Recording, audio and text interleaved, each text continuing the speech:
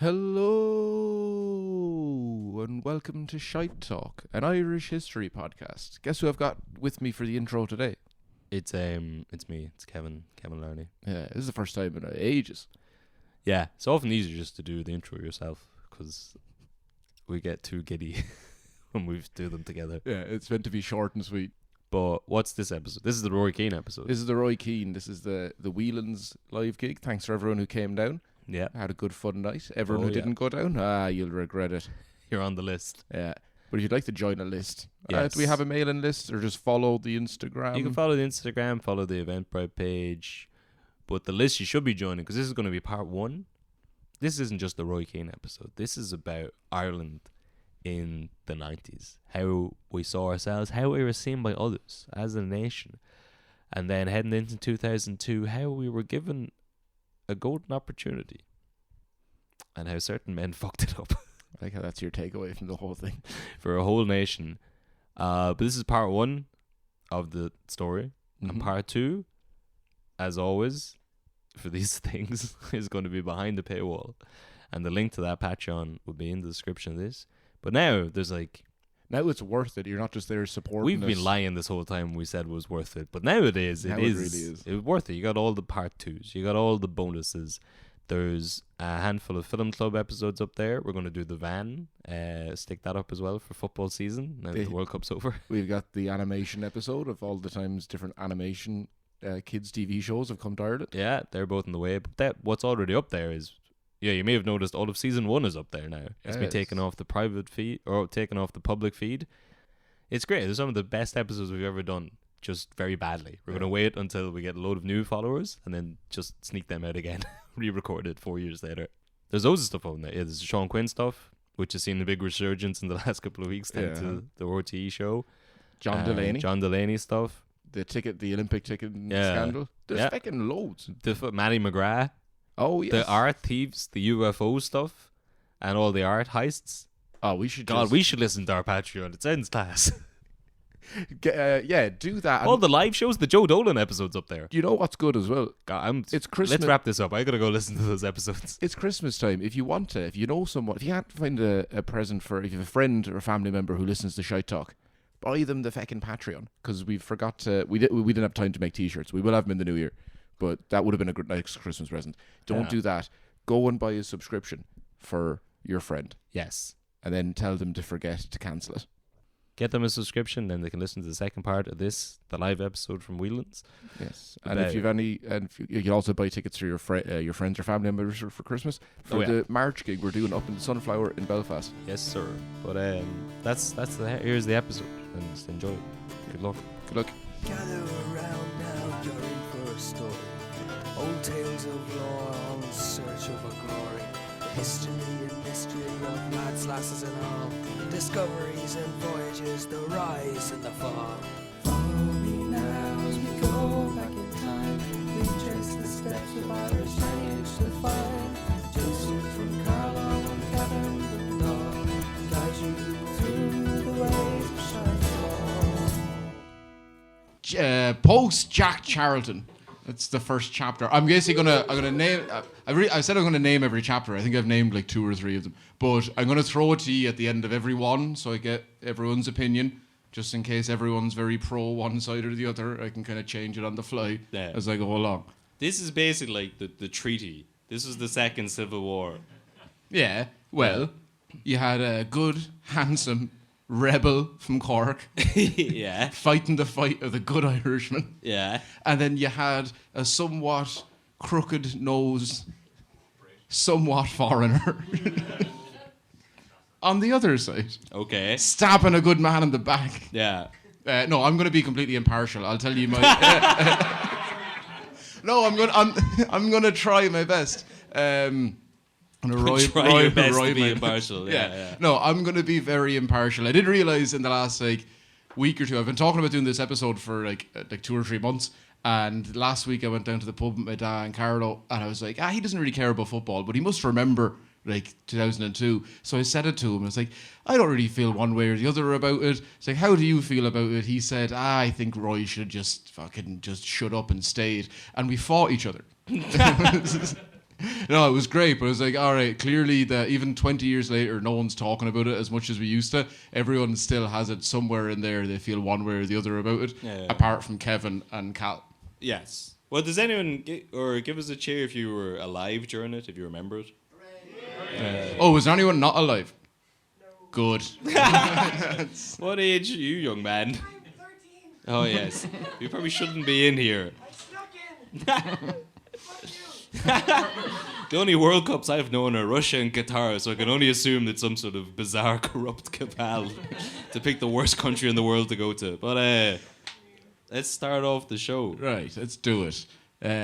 When Ireland lost the Euro 1996 qualification playoff to the Netherlands, Jack Charlton stepped down as Irish coach. His generations of players were over, they were gone, he wouldn't be around for the next crop, retiring from both international and club management forever. But that left the Irish job vacant.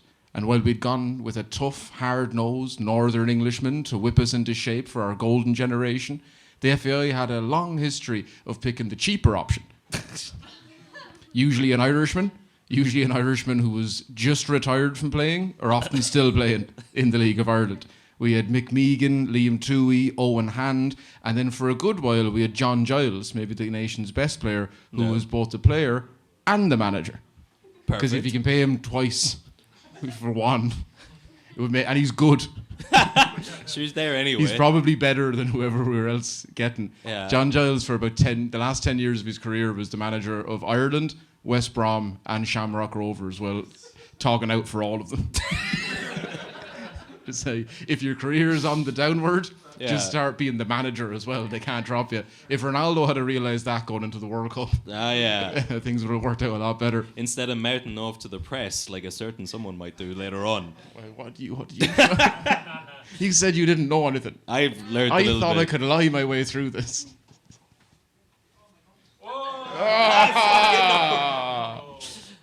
I've had this for 20 years. You do not know what year that's from. I do, yeah. Look how faded it is. It's not from 2000. It's not from 2002. Yeah, we looked at this a while ago. Yeah, that's. I think that's it's from long enough ago that the business that sponsored them doesn't exist anymore. That's the jersey that got Andy Reid dropped from the Irish team. And this is the business too that got tight Dennis O'Brien dropped from. Never mind, actually.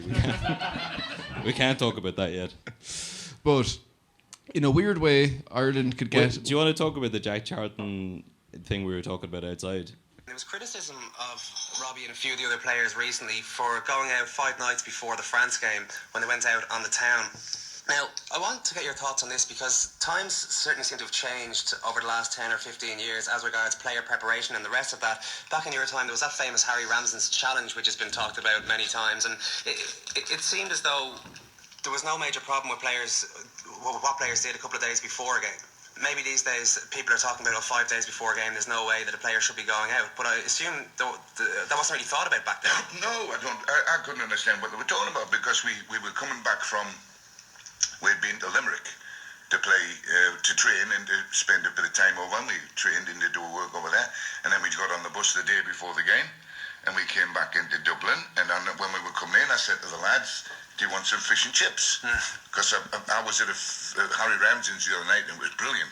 And it was more of food than anything else. And I said, and they all went, yeah, we'll do, you know. So we stopped for fish and chips. What's wrong? Stopping for fish and chips the day before a game.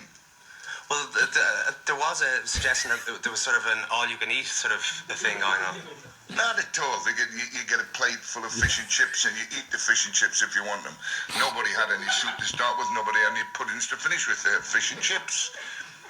And I like fish and chips. And the players liked the fish and chips. And probably one or two of them, I think it was because the following day we lost the game. No, you can't blame fish and chips for losing the game. Can you? No, you can't, Jack. You absolutely cannot. Yeah, because that was the thing. I think that was the story that if you finished the fish and chips all-you-can-eat challenge, you won a dessert. You got to play for Ireland. There was young lads talking out. But listen, as the fella said, you can't play fish and chips for losing a game, you know. Oh, they tried. God, they tried. But right. So I guess, they're the two ways Ireland usually picked a manager. Who was cheap. Who could eat the most fish and chips?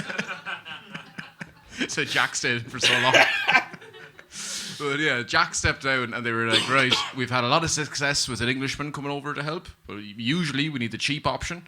And an Irishman who's like just retired or still playing. They're like, well, they can get the best of both worlds. Mick McCarthy, tough talking, tougher tackling, dead-eyed, broken-nosed, right? Centre back from Barnsley, son of a Waterford man. Any Waterford people in? Fuck him. Are there any Waterford people in? No, good. Fuck Wait, 'em. where's the one? Wait, You? was there one? Did so? Oh, I stand by everything I said.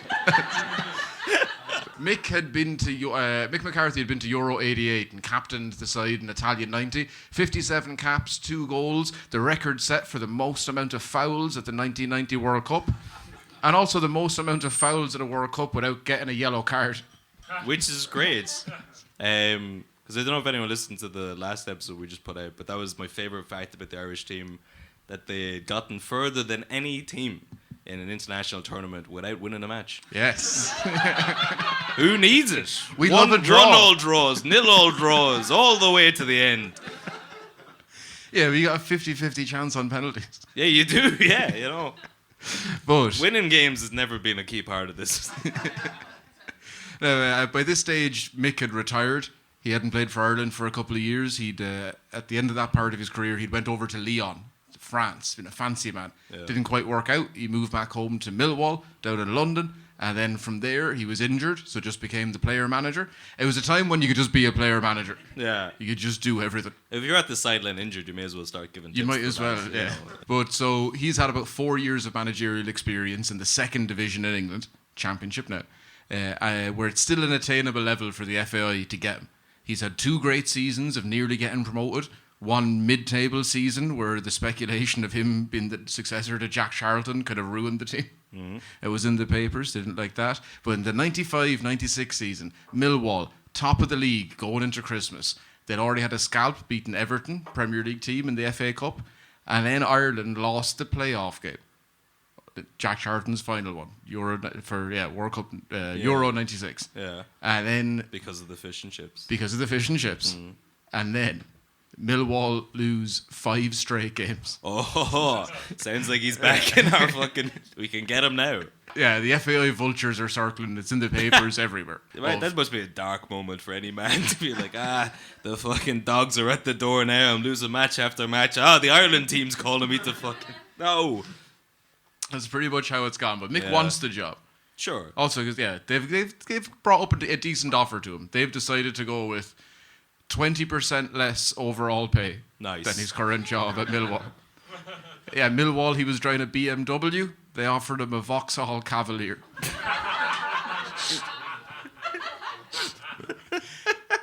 And backers wherever you want to go, Mick. Wherever. You stop any young lad in the bike, he'll fucking sort you out. They had agreed to pay for all of his work phone calls, but not his private ones. It was, at the time Digiphone. At the time they weren't sponsored by them, yeah. but yeah, they wouldn't pay for any of his private phone calls. Well, no. Now this is the same year that Joe Delaney, John Delaney's dad, gets brought up for like, did you spend $250,000 on a legal ticket out? I was just trying to get extra tickets for the boys. If it's a crime to go to a ticket tout to get tickets for man for the match, But they'd then said lock that me and my son up. at USA in '94, the Orlando police had to be called to separate like riots and fights for Irish fans who were queuing up outside of a pub where Joe Delaney he'd set up shop in the back room of it, and the Irish knew that, and so many people knew that, that they were just queuing up, and they got into fights over positions in the queue. Are you going to talk a bit more about Joe Delaney? I can't, You can't. because I'm not allowed.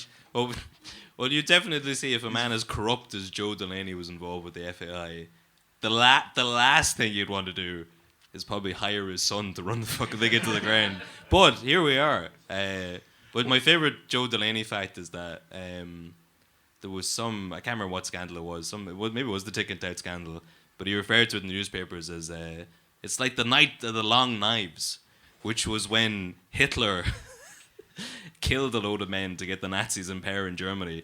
And Joe Delaney thought that it was quite similar what the FAI had done to him. I know, and the man. It's one step away from the Holocaust. That's all I'm saying.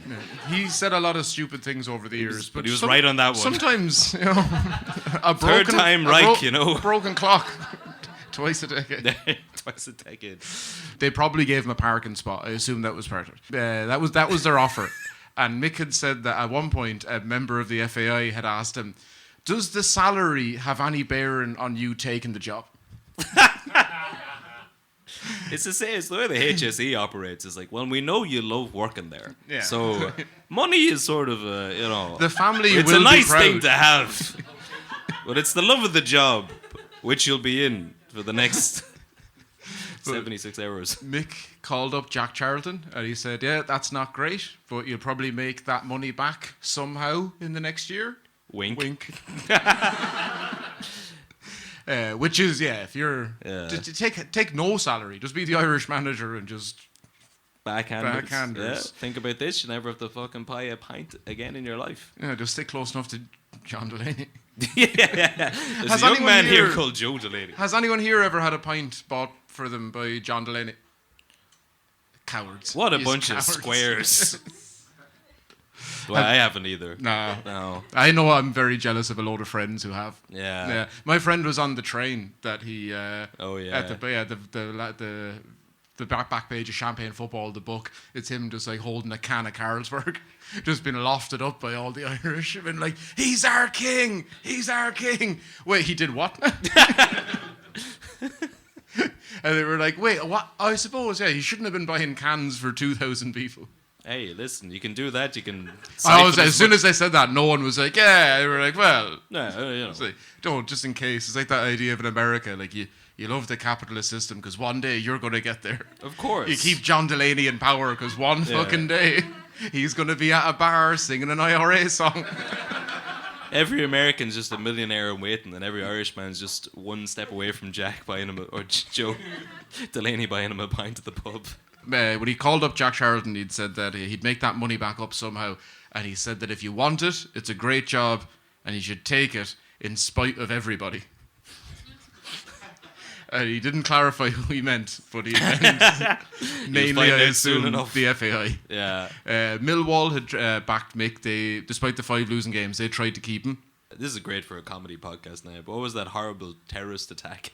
That remember that guy from Millwall smashed the bottle and was like, "I'm fucking Millwall," and like tackled the terrorist. Does anyone remember that? Was that a feat? Yeah. Was that a thing? Yeah. What? I didn't dream that, did I? It was one of the London Bridge attacks, and there's a video of just some guy and his dad. He just like runs over, a fucking Millwall, and tackle the terrorist. It's like, all of those mass shootings, they'd be stopped if more people had gone. Yeah. And in England, it's like, violence is pretty bad, but if you have a fucking Millwall fan around, The only thing they could stop a bad man with a gun is a Millwall fan. with a glass. We need to get a football hooligan in every American school today. I'm fucking Millwall. And what?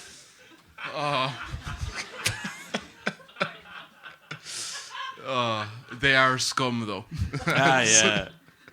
But Which you mean, obviously, Millwall and not ISIS. No, no, I do mean Millwall. I meant specifically Millwall. I know what you mean. They're bad men. But with Millwall going from top of the league, McCarthy stepped down after the bad run of results. First week of February, took the Irish job 2 days after. This is all about 3 weeks after Jack had stepped down. Millwall, I believe at the time, might have been the only team to have gone from top of the league at Christmas to relegated. So he left him in a good spot. I left him at the top of the league. Yeah. Well, after those 5 That is games. like catnip to the FIS. He's at his lowest point. Here we go. But relegation is sad. And Ireland, forget about relegation. Ireland's a little less sad. McCarthy sets about getting rid of all the older players in the squad, many of which he had played with, but then Took them out back. But he brought through all the younger faces. Ian Hart, David Connolly, Shay Given, Gary Breen. What do we all dream of? Gary Breen. A team of Gary Breens. It's a team, yeah. Well, someone said just Gary Breen. Yeah. We've really lost the optimism over the years. It used to be a full Just team. one. Oh, we'd settle for one now. And while the Republic of Ireland failure to qualify for the '98 World Cup thanks to a stupid Belgian playoff again, our fans did win the 1997 Fair Play Award. The ref had overruled his linesman and incorrectly gave a throw-in to Belgium. And that happened so quickly that Belgium got the ball, threw it up to their striker, and he just kicked it in the net. And then they looked back at the replays. He was wrong. The linesman, the guy who was right beside the ball as it was going out, he was actually correct. The referee who was looking through a bunch of lads' backs was wrong and corrupt. Why did it take football so long to get VAR?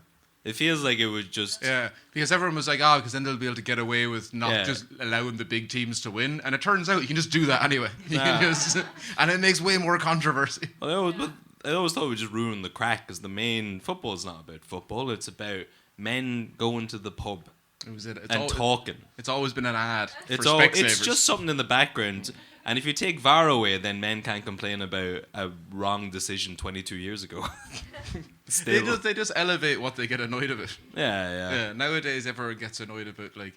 Are there any Tifo fans in the audience? The referee had overruled his lines. Sorry, Tifo. But David Connolly had got sent off a few minutes after that, and still, somehow, we didn't storm the stadium. So they decided to give us a fair play award. For not. Yeah. They were like, that referee fucked you over so badly. Yeah. Literally, the ball's gone out. The linesman's like, yeah, it's this way. We have the ball. And then the referee's like, no. And he gives it to Belgium, and they run up the other end and score. Was and he we just don't putting go to the the World Cup. fucking bag of Belgian euros into his pocket? Or whatever they have in 1998. I was going to say Toblerone, but that's not. Even the Belgians know, the Swiss have better chocolate than us. There's some Belgians here tonight. What did you guys have in 1998? Sorry, yeah, those chocolate coins you get at Christmas. I regret saying this stupid Belgians. Yeah, because you were throwing it out to the audience the whole time. Hey, Manchester fans, hey, Tifo fans. There's like 5 Belgians sitting in the front row there. All right, just to make sure, any Dutch? Right. Good, I can speak freely. Anyone from West Germany in? What- Shit.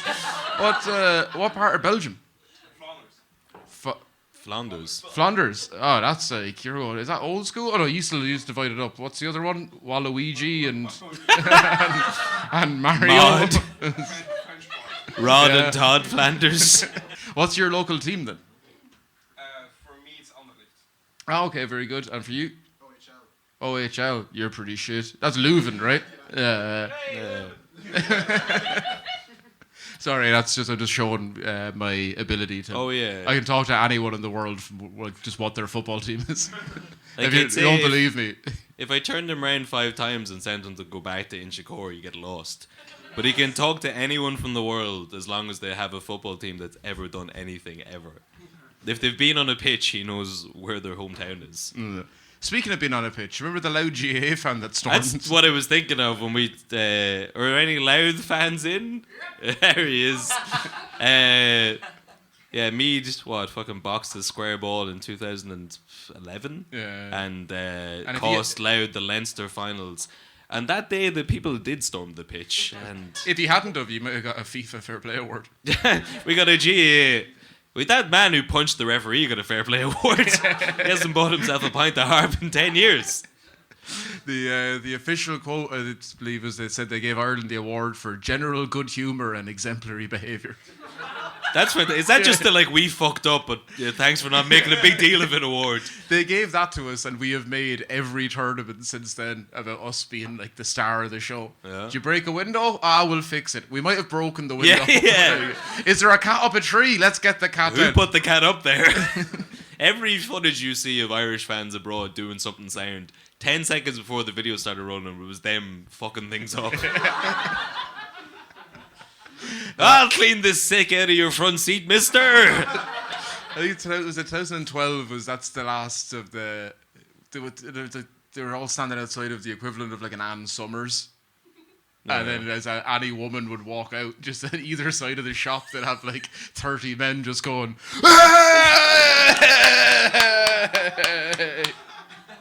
Jesus, the crack could kill you.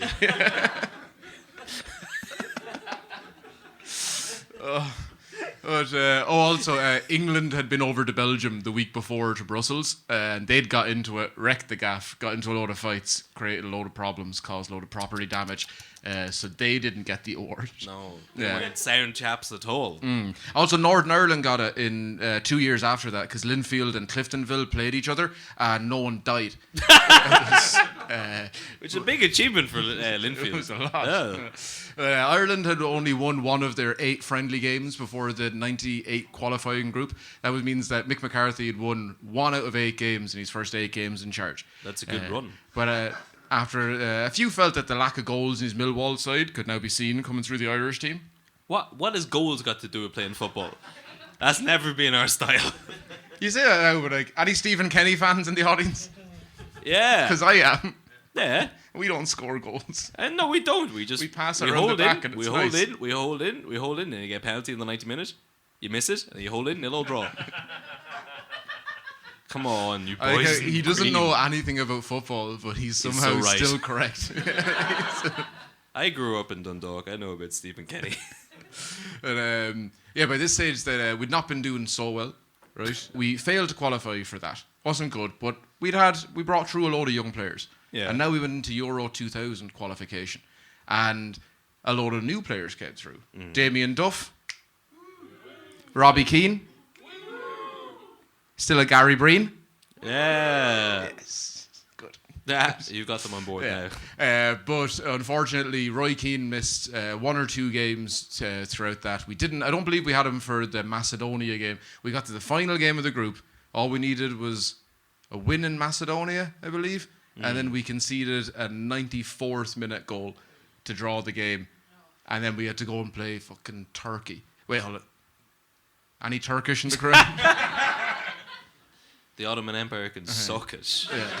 You've got a nice haircut, are you sure? But no, we lost to them in the playoff over 2 legs. The highlights of that 2 campaign. turkey legs. The highlights of that campaign included Robbie Keane, Damien Duff coming through, but many people would have felt that not only could we have qualified for the 98 campaign, we could have qualified for that one as well. And one of those people was a man by the name of Roy Keane. Yes. Right. But now, why did Roy miss those games? Injuries. Right. Right, we're going to get into it. Yeah. into Emotional injuries. No. Okay. Right. Roy Keane, pride of Cork. Okay. Pride of the north side of Cork. Yeah. Which I was watching a documentary. There's one called Rebel Without a Ball. It went up last month. That's great.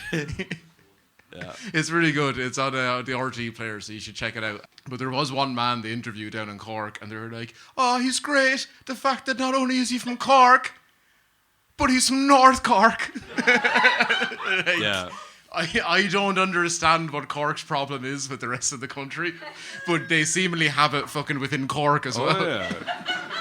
Yeah, this whole thing about like, Cork's the real capital, they hate Dublin. You go down to Cork, they'd be like, fuck West Cork. Yeah. That's West Cork's up postcard themselves, Cork. mate. And then you go over to fucking West Cork, which is objectively much more beautiful than like, what the fuck do you go to the city for? To get stabbed? Why not hang out here with all the hippies who don't believe in vaccination? So Keane had always had a problem with the FAI, describing the organisation as a bit of a joke, all the way back to his first taste of the international setup underage, but also at the under 21s. He's been there since he played under 15s, 16s, 18s, 21s. He did have a brief falling out with the senior team when he refused to show up for duty against Algeria in a friendly match. That was under Jack Charlton's time. He threatened him and said if he didn't show up, he'd never play for Ireland again. Brian Clough, his then manager at Nottingham Forest, said, fuck him. Yep. And then he picked him the next year and started his international career. No, wait, so the guy, Brian, what was his name? Clough? You know I'm just stalling to make a stupid joke about how he was from Nottingham Forest and he was just trying to rob from the Irish to give to the poor. Get him fired from the Irish team so he can play for Nottingham. Jack picked With him Big in John and all the other boys. Roy would go on to be Jack's player of the tournament. Would he? In the 1994 USA World Cup. But even post-World Cup, cracks would be seen with Roy not celebrating like the rest of the players upon his return home, seeing the tournament as a disappointment, and therefore there's nothing to celebrate.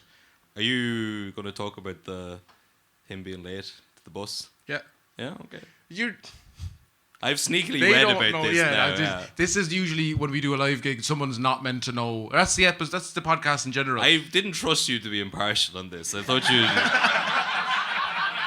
So I did a I've bit been of... saying for weeks how... Yeah, I did my own research. Yeah. I've been saying for weeks how impartial I'm going to be. Yeah, while wearing a Roy t-shirt.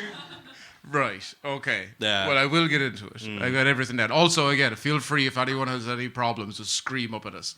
Yeah, he's back now, right? Yeah. After post-1994 World Cup. Now, so people usually have a bad idea of Roy Keane. Right? He's not much crack. He's a bit sour. Yeah. Right? He's kind of angry. Now, all of those things are very true. Yes. But he also loves pints.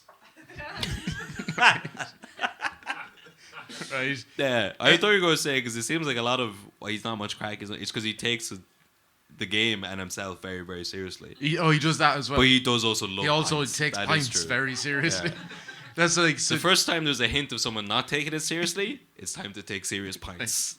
That's his approach. He changed throughout his career. I know there's some Man United fans in, but like by the end of by the 2000s ish, Keane had kind of put to bed like most of the pints. That's when he became an uber professional. And Started most doing of the women in Cork. but yoga. That's where he'd meet them. But no. By that stage, he'd become like a serious professional. But in his younger days, he loved a pint. Yeah. We've got him coming back. The only thing he loved more than a pint was 2 pints. Realistically, it was about 10. Yeah. And then the next morning, showing up to the team bus after his first trip away, first cap, shows up to the team bus with a bag of cans in one hand and Niall Quinn in the other. And there's most of the team have been out drinking at that stage, but Mick McCarthy's just berating all of them, saying like, you're all disgraces, ridiculous, So ridiculous. he's the captain of the team. Yeah. And then even Jack's like, I'm not going to say it. Go let the boys have fun. Yeah. Get that hunger going. We'll get them some fish and chips after. The last time an Englishman tried to tell the Irish to stop having crack, didn't work out. Eventually. But as it came to Keane's turn to get on the bus, McCarthy looked at him and said, first trip, disgrace. Keane turned around to him and said, with a bag of cans in his hand, first touch, disgrace. And the team bus lost its fucking mind.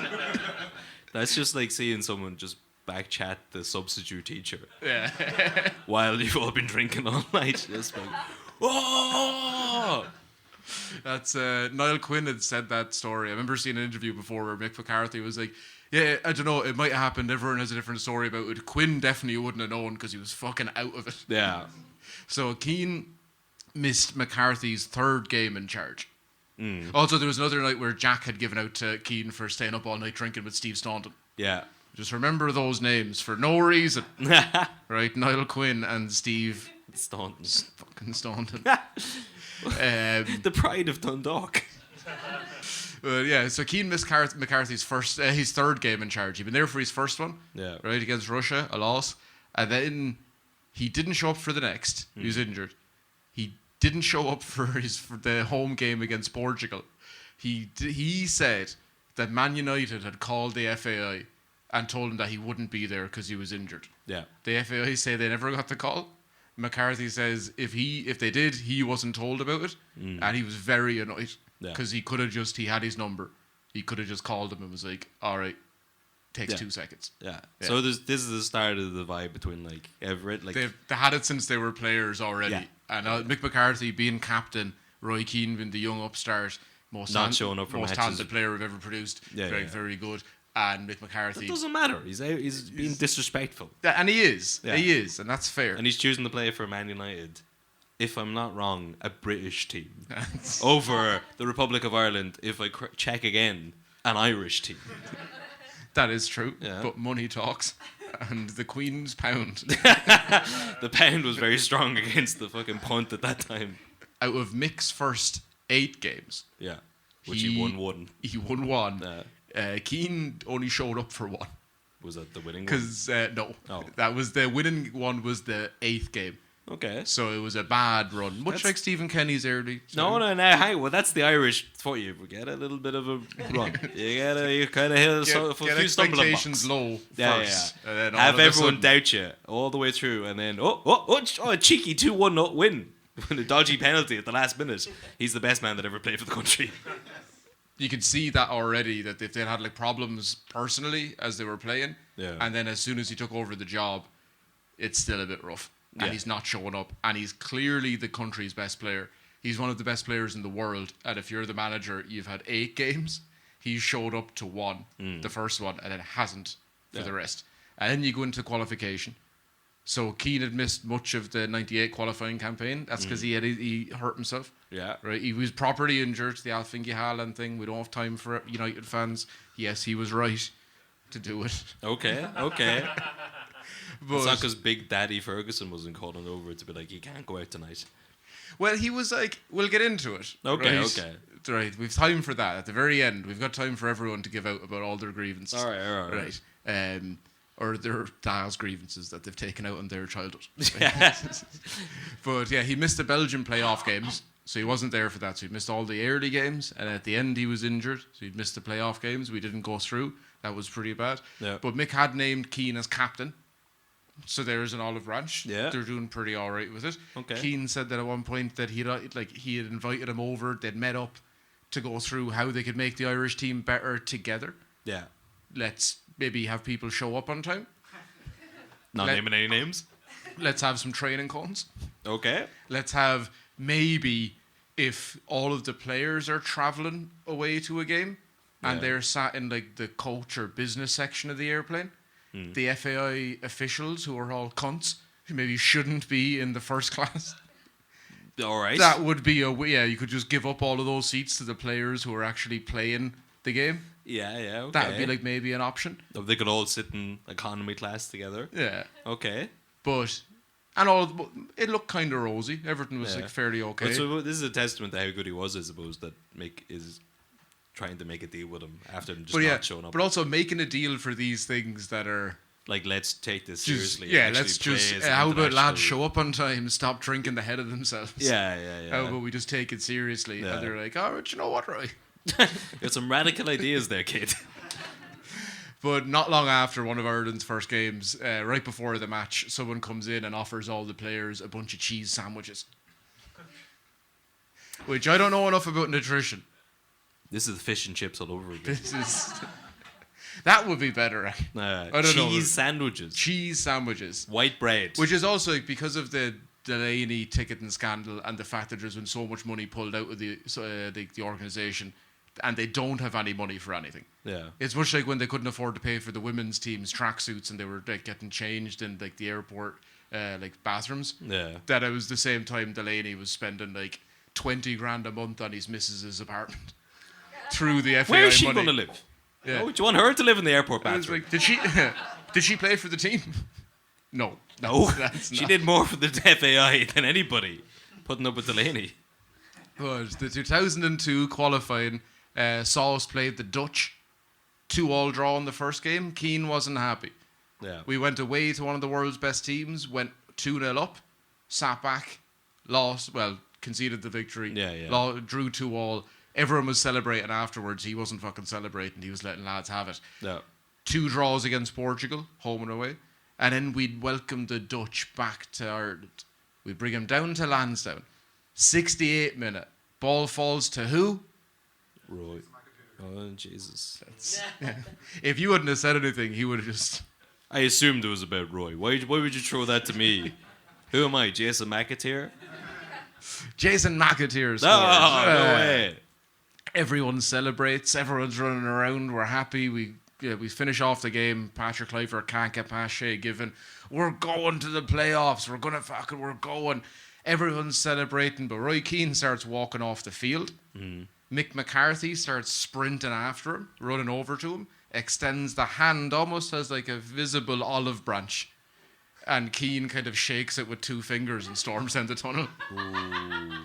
Now, at this stage, This is the famous picture of the two of them. the isn't two it? of them, yeah. As he's like, that's the most he's willing to placate with it. He's just like, Yeah. I hate you and everything you stand for. Because of a 1-0 victory against one of the best teams in the world. And now they're going to the playoff. Yeah. Yeah, and he's just not fucking happy. Okay. Now, we'd finish second in that group, but we'd go to the playoff, face Iran, 2-legged tie. Any chicken jokes this time? Huh? There's no jokes in Iran. Roy Keane has had a special dispensation from Man United at the time. He hasn't played for about 3.5 weeks for United. He's been injured. They allow him out to play the first game.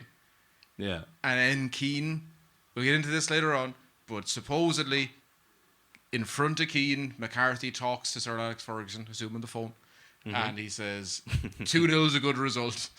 That's enough. He hasn't played for us for a month. He's not playing 2 games for you and then coming back to us on a dodgy knee. Yeah. So he doesn't go for the second game. He feels a twinge in his knee on the Saturday after the game. He's sent to France for treatment, and he doesn't go to Tehran, where Ireland concede late, like the 90th minute, but we go through, we lose 1-0 in the 90th minute. We win 2 in the first game. Everything's fine. It's all good. But so he's not allowed to play the second game in He Iran doesn't go to the second game. because of his dodgy knee. Yeah. Yeah. He hasn't played on it for a month or so. He did play the weekend after for Man United. Okay. They were paying his wages. Yeah, but it's the team. No, I know. If the FEI doesn't pay wages, it pays dreams. It's in exposure. Yeah, exposure. Experience. If you do really well for the team, you might get to play for one of the best teams in England that you're already playing for. But at this stage now, World Cup season's coming around. Ireland hadn't been to a major tournament for 8 years, so there's very few people left in the squad, let alone the administrative side, right? But something in their DNA, they knew what to do.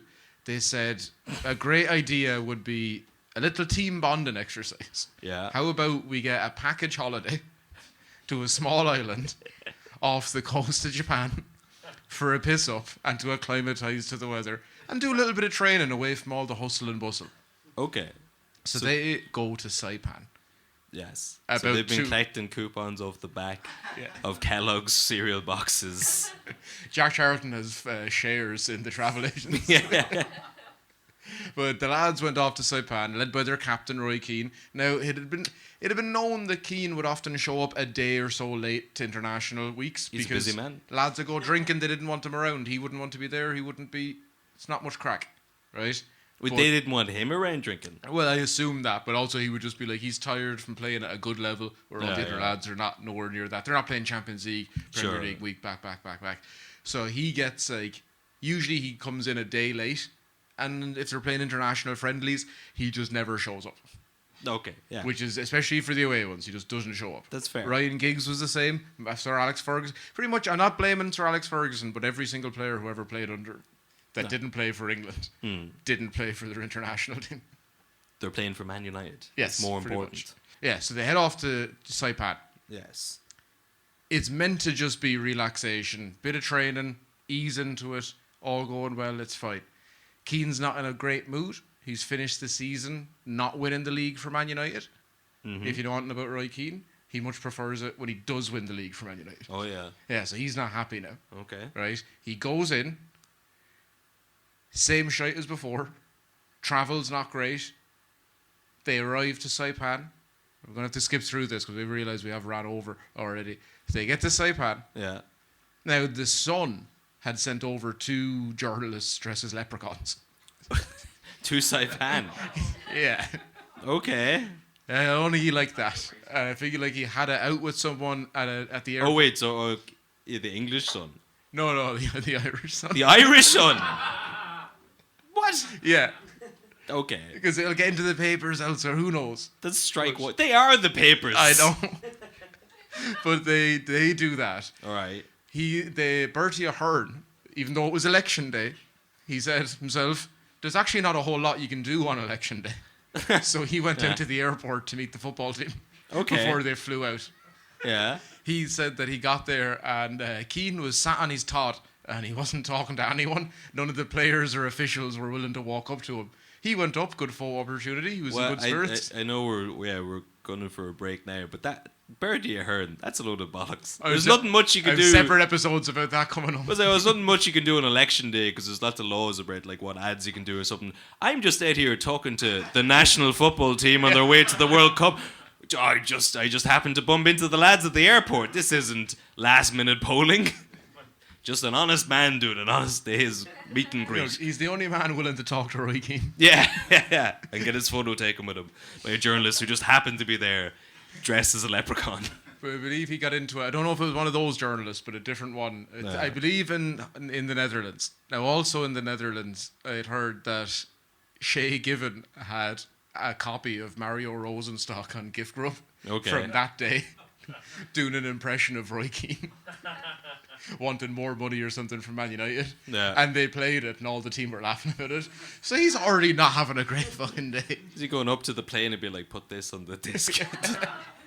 But they also said he enjoyed it at one point. He came down and listened to it himself and he was alright about it. He cuts a strange figure. Yeah. You don't know how Roy's gonna how he's gonna react to anything. But he's alright. It's 17-hour flight. So and then they land in Saipan. Yeah. To what one would describe as not much of a fanfare. There's a couple of people with leis, and I know it's not great. There's space. I've got this factored in. Yeah, but he's supposed to be on holidays. Yeah, but you're also training for a World Cup. Yeah. So there's not. It's the biggest. Imagine walking in here. Remember when we walked in and everyone was throwing leis at us? Yeah. And we had a mariachi band. Yeah. It was before you. It was for the You last guys were crowd. out here, yeah, It was a whole separate thing. But you wanted to be like it's some pomp and stance or whatever. Yeah. It's a big deal. And you arrive to just some people with tea and they don't know who you are because they don't follow football. And then you realise that you've landed on the Saturday. Mm. There's nothing to do on the Sunday because the water bottles haven't arrived. Okay. The bibs and cones haven't arrived. None of the equipment that you need to train has arrived. Okay. And you're told to just deal with it. Yeah. You're told that it was meant to be here on Thursday. Keane's thing was it should have been here 2 fucking weeks ago. Yeah. Just waiting for us and there wouldn't have been a problem. But at least they can go out to their training ground. Right? Who needs bibs and cones when you've got a training ground? Exactly. So they rock up Monday morning. They get there. The journalists don't even show up because they know that there's no gear or footballs. I also forgot that. There's no footballs for the football team to train with. Now, they do arrive on the Monday eventually. But by that stage, it's been 2 days they've been on the island and there's not one football or a bib or a cone or a fucking water bottle. When does the World Cup start?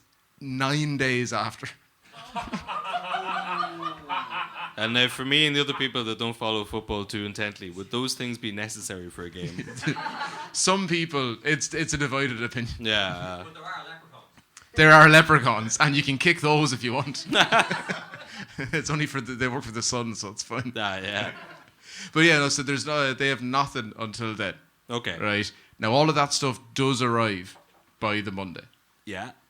But then when they finally get to the pitch and they get out there, I have a quote from the sports director of Ole Sports Complex. He'd said that he didn't think that the area of the pitch was going to go on. Oh, by the way, there was no pitch on the island. So that when the FAI said they wanted to do a camp there, they were like, can you build a state-of-an-art complex for us? And they were like, yeah.